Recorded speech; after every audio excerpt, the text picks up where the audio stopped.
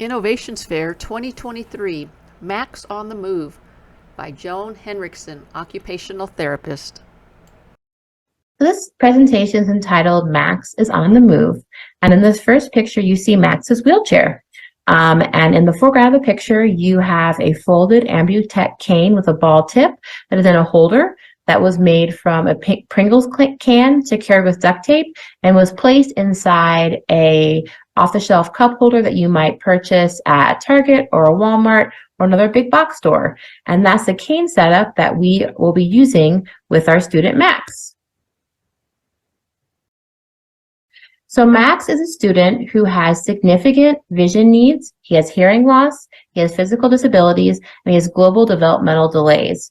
And this is really a story about successful orientation and mobility services for a young child who has multiple impairments. Really, the key to success with this population is collaboration between disciplines. So this successful orientation mobility training is a direct result of the collaboration between myself as an orientation and mobility student and my mentor, Jackie, my collaboration with my skills as Max's occupational therapist, the skills provided by our physical therapist and our speech language pathologist.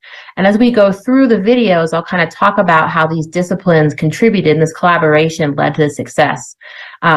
So Max is a successful manual wheelchair user. He's able to keep up with his peers by using a wheelchair as his primary mode of transportation. However, this early success has created some safety concerns. Max has had some falls around his homes and community. And so this is where orientation and mobility services are able to step in and provide training to make independent mobility safe and functional. So the first thing Max had to do is learn how to access his cane from his wheelchair. So I showed you his setup in the first slide, and now you'll see how this setup allows Max to take one hand, grab the handle of his cane, and then it will open up and he can use it. Get your cane! Get it out! Get it out! So good, buddy! And this setup and kind of this was setup alpha, and now we are on to kind of setup beta where we have the cup holder. And this was a result between myself, my mentor, Jackie, who's an O&M here at the preschool, and then my expertise as an occupational therapist. Max does have issues with using his fine motor skills. And so we were like, what's the easiest setup that we can do so we can access his cane, but then it can also be stored and out of his way while he's using his wheelchair. And this was the setup that we came up with through that collaboration. So in this next video, you'll see how Max is learning the skill of being able to switch his cane between his hands while he has it out and deployed, as well as power your wheelchair.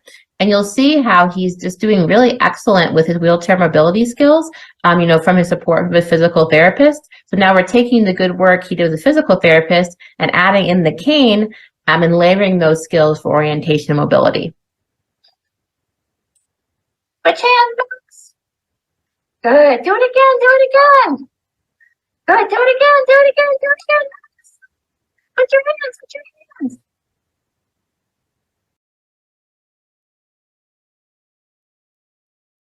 Oh, wait, that's with your hands. So in this next video, we're taking what we're learning about from creating an arc and sweeping and learning how to clear a doorway. This has been an area of safety concerns for Max, where he has had some accidents involving going through doorways that were not safe for him to travel through.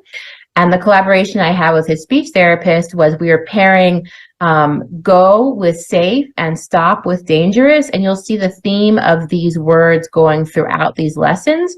And that's how we're starting to build on those concepts of what's safe, what's dangerous, and what we do when something is safe or dangerous. So take your cane out and sweep the doorway. Sweeping the doorway. We'll put it on the ground. Nice job looking. See if that doorway is safe. Nice job. Do you think it's safe or dangerous? It's safe. And now we're kind of moving on from the inside of the building and starting to encounter some areas outside the school.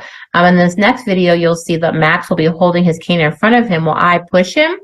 and he's learning to say stop, and we're going to be talking about safe and dangerous when we're detecting drop-offs. And when you feel your cane go drop, I want you to say stop, okay?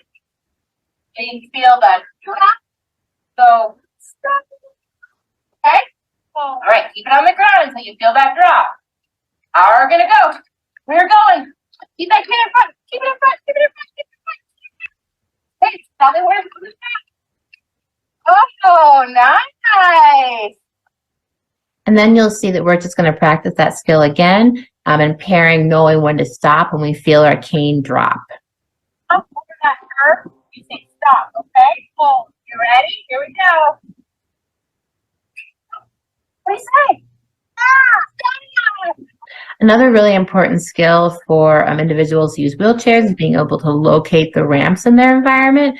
So in this video, you'll see Max is using his cane to detect the texture of a ramp.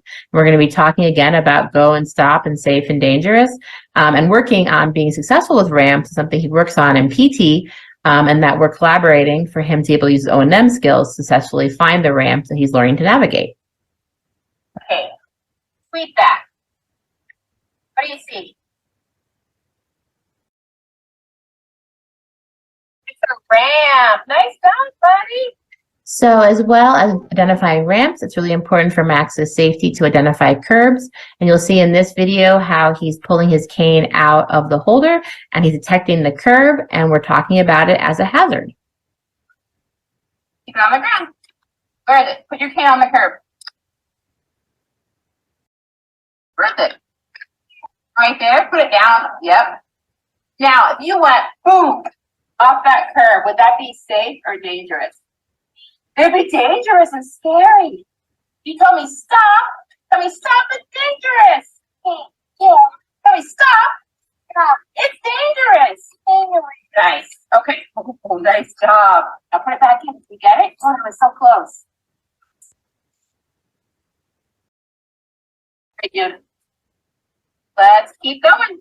We're going to go around the back through the gate. So lastly, I hope what the takeaway is from this presentation is that one, collaboration is key. You saw how we collaborated with, physical therapy, myself as an occupational therapist and the O&M student, as well as a speech language pathologist, to all of those disciplines come together for successful orientation and mobility. I should point out that this has also been collaboration with the family telling us about where the needs are when they're out in the community, as well as, getting the cup holder and kind of starting to brainstorm the best setup for him. And these videos were a great form of collaboration and able to share this with the family so they know what we're doing and they can reinforce it. And then finally, my second takeaway is that orientation and mobility can benefit any person with visual impairment. I think sometimes when we see someone's list of needs on paper and it seems really long, we might think, is this child even ready for a cane? Like, should we be worrying about O&M? Should we just be worrying about these other things? I mean, I think that Max is a great example of, even with a variety of challenges, a student can be very successful, as a young student at only 5 years old with their own orientation mobility skills. And what you'll see in this final picture is Max is in his wheelchair with a smile on his face, and he is holding a bag of cookies that his family made, and he's participating in a lesson where he delivered the cookies to staff. And so you can already see all of these functional benefits that have occurred with this early and intensive orientation mobility services. Thank you so much. NMS BVI, Innovations Department, New Mexico School for the Blind and Visually Impaired, Alamogordo, Albuquerque, statewide outreach, 1-800-437-3505, www.nmsbvi.k12.nm.us, spring 2023.